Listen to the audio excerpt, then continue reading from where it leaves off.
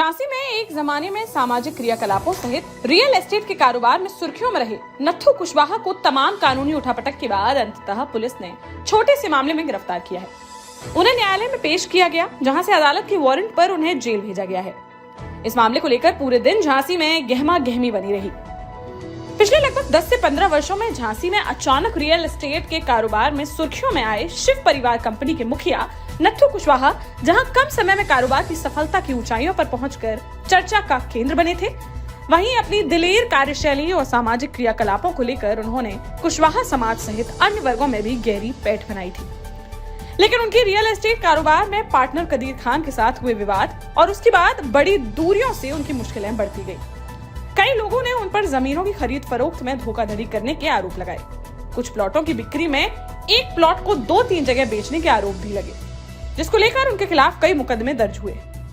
लेकिन अपनी राजनीतिक पहुंच और सत्ताधारी दल में नेताओं से गहरे रिश्तों के चलते उन्होंने ज्यादातर मामले या तो पुलिस के माध्यम से निपटा लिए थे या फिर उनमें उच्च न्यायालय से गिरफ्तारी पर स्टे प्राप्त कर लिया था।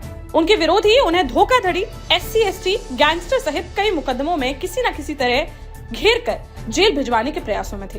पुलिस ने उन पर 25,000 रुपए का इनाम भी घोषित कर रखा था।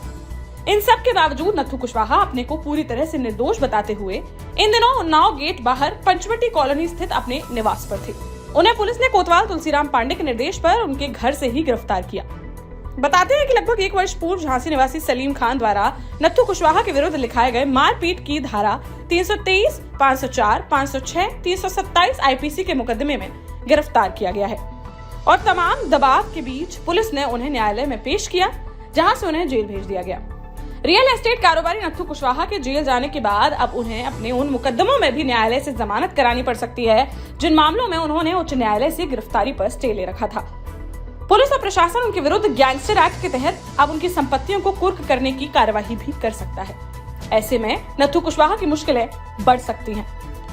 आपको मालूम होगा कि कुछ वर्षों पूर्व रियल एस्टेट कारोबारी नत्थू कुशवाहा ने कारोबार में ऊंचाइयों को तो प्राप्त किया ही था, इसके अलावा अपनी पत्नी चांदनी कुशवाहा के साथ मिलकर कुशवाहा समाज की सैकड़ों बेटियों के सामूहिक विवाह भी संपन्न कराए थे। वह कई वर्षों से साप्ताहिक और दैनिक अखबारों के प्रकाशन के काम से भी जुड़े हुए थे।